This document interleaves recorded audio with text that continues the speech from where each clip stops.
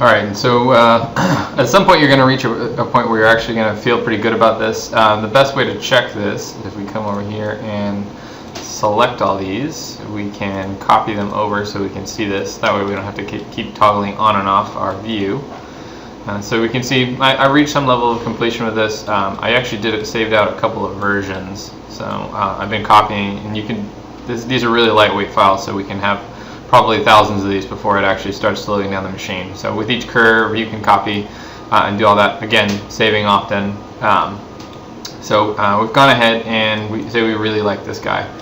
So I'm going to go ahead. This is that same guy. So I'm just going to go ahead and export that. Typing the export command, and then under file type, I'm going to save it to Adobe Illustrator. And I'll go ahead and just call this delete.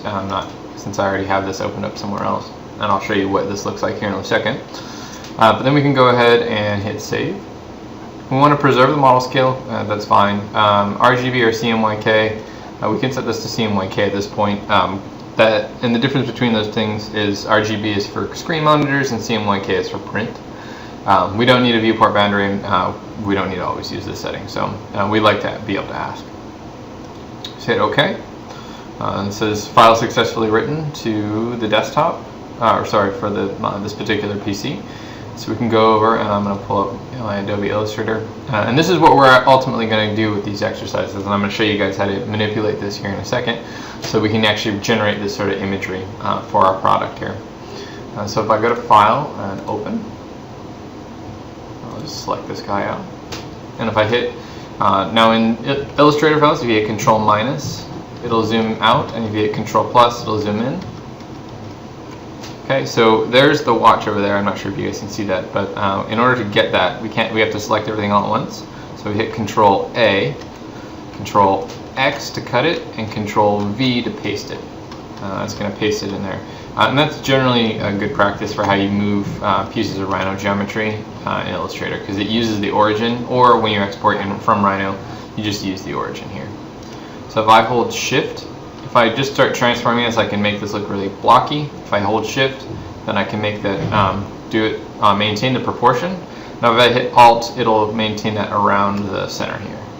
So if I hit Control Z, select this, Control Alt, and you can see that that's going to be able to do this. Okay, the standard dimension for this import is 18 by 18. I actually missed one. So we'll go like this. Control Alt. Alright. And so we zoom in, we can now see we have sort of a line work here for our guys. So I'm going to go ahead and close this brush library down and these other things I had while I was working this out so I could set this up for us. So first thing I want to do is I'm going to select all this. I'm going to go ahead, these are at whatever layer color it was when I exported them, it is going to convert that over here. And you can see in Cmyk here that what we got. So I'm going to go ahead, I just want this to be black to start with. Okay? And I'm going to go ahead and increase the line weight up here at the top at a stroke weight. And we'll just set that at 5. So now it looks pretty crappy. It looks a little bit less clear than what it was that we were doing. But if under our line type here, line width, we can go ahead and turn this into a variable tip line weight. So that's the first step, is we can start to stylize this thing, start to make it feel like it's a pen drawing here. Okay. Just like in Photoshop, we have layers that we can work with. So I'm going to go ahead and start. You want to make sure you use these, and it's really important that you do, because otherwise we can start to edit things we don't want to edit. So I'll go ahead, if you don't have that up, you can press F7, or you can go to Layers under the Window tab and pull that up. Okay. So I'm going to go ahead and create a new layer. And I'm going to put that underneath, and then I'm going to create another. Maybe I don't need that many. So we'll have a total of 3 layers here. One is going to be for our extra line work, and one is going to be for our coloring and rendering, and the other one's going to be for our standard curves that we're not actually going to edit here. So if I press the letter V, that puts me on the selection tool, or you can just click on the arrow right here, and that's over here.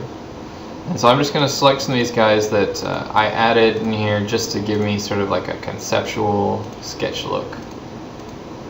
So I'm going to hit Control X to cut them, and that's going to remove them from this drawing. And then if I hit Control Alt Shift V, that will paste them in place.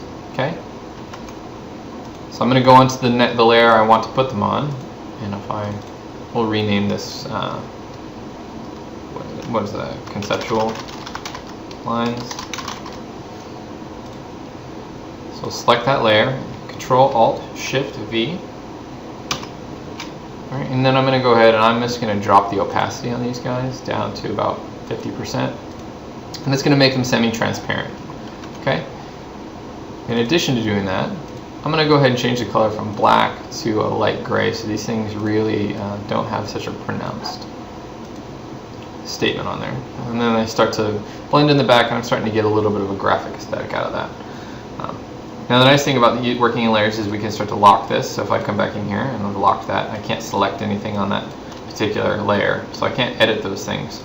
So whenever you're working in this, we want to make sure that we're going to lock this. So at this point we're ready to start to do some of our drawings in here, and I'll talk about how we can start to edit some of these in class. We can adjust the line weights if we want to bring some of these guys back. So like for this guy example, maybe we want him to be a little bit more pronounced, so we can do this on an individual basis. Right? Because this is an ellipse, I should be able to do something like this. So I can start to manipulate these guys in here as well. It's important to note that as you guys are going through this, we could have just brought our image in here and used the pen tool that I'm about to show you guys to do this.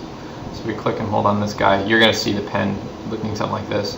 I'm going to go ahead and tear this menu off by clicking and holding and then releasing. And it's going to give us this menu right here.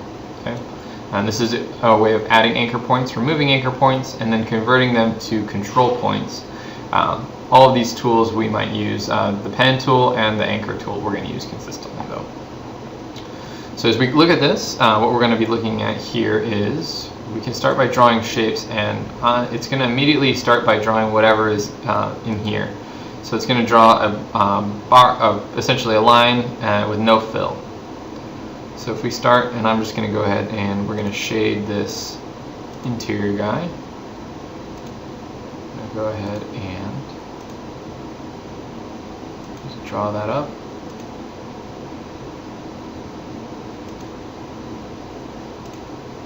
Okay. Now I have this guy floating off on here. That's not an accident, really. If I hit the A tool, I can grab that anchor when it rolls over. It says anchor, and I can move that around on a line-by-line basis. Now the difference between these two tools is the selection tool selects everything that's associated with that geometry, and the A tool is a direct selection, so I can select components of that.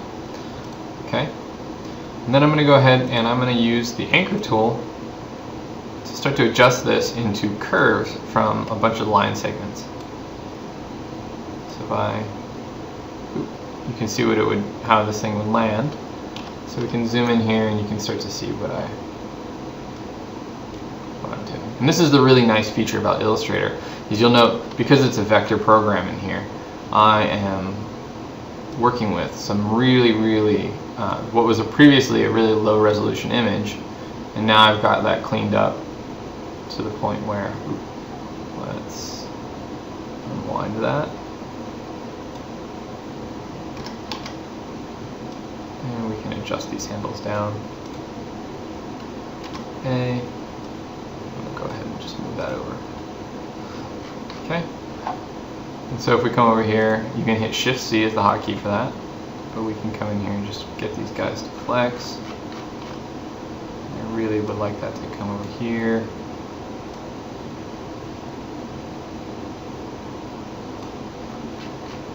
And you can see you don't want to have a super dense set of control points, because then everything will gets a little too tight and difficult to manage the information here.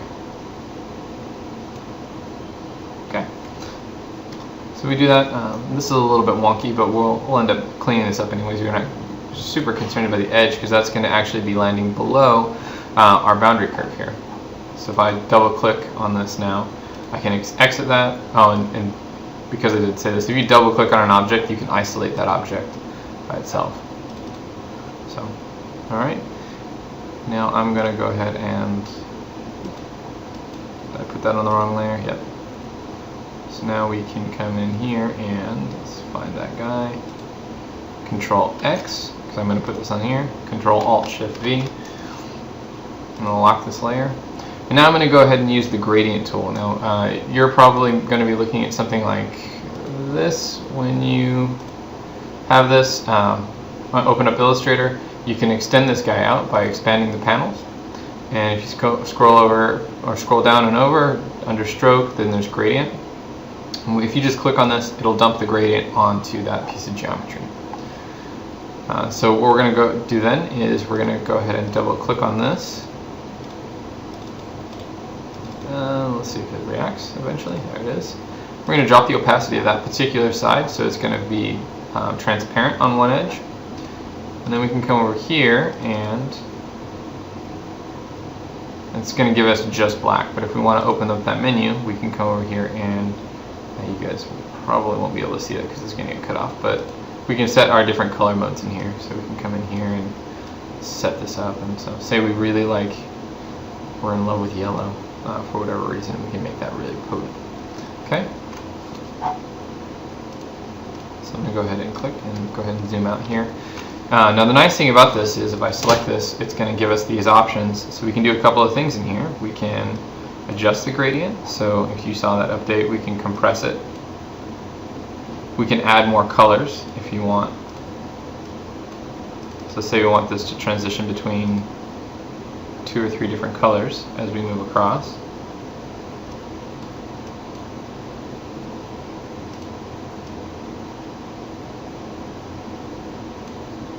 Right?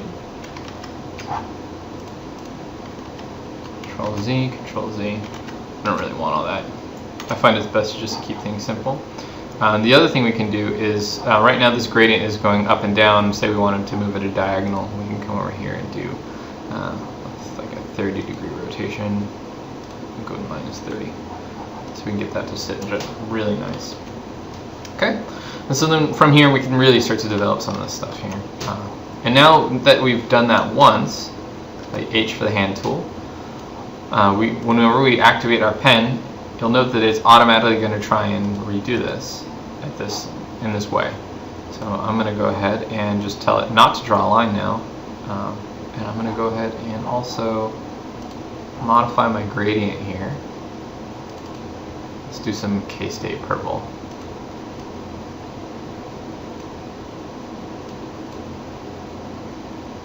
That's pretty close. I'm more of a fan of the vibrant. Okay, so now you can see that that's activated down on our little swatch. So we'll activate the pen tool. And now, wherever we click, it's going to start to try and draw a gradient inside the boundaries of that. Okay? And so then if we, from there, we can start to modify these points. Say, like, we really want this thing to be soft. We can start to pull that out. It's going to error if you miss. But then we can come in here and really start to flex these guys.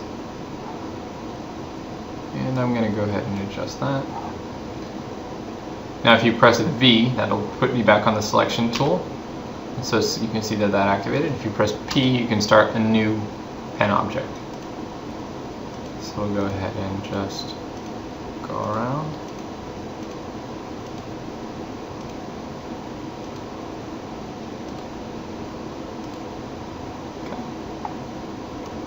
VP. And so as we go through this, we can really easily create and stylize our rendering here. Okay. Alright, and then so for this maybe we want -45. No, maybe we want just -15. So we can come in here and arbitrarily set that. Since we're wrapping around. And from there, you guys, it seems pretty obvious. I haven't done anything that I haven't already explained in this, with one exception here. The last thing I want to show you guys in this demo is, let's go ahead and if you select, I'll lock this and unlock this, some of these guys, the other thing we can do under brush definition is there's several libraries in here that exist. We can go through and load different brushes. So if we want to load the bristle brush, we can simulate marker effects on different lines. So you can see that updated. So So we select that line. Well, let's just undo that. And Control C, Control Alt Shift V. And so we can go ahead and, if you want to start to build this up, then we can start to play around with the opacity and really clean this stuff up to make it really start to pop. So all those techniques that Alan has have some sort of connection here in the software. All right, and then that should get you done. You should be able to produce a nice sort of conceptual rendering and representation of your design.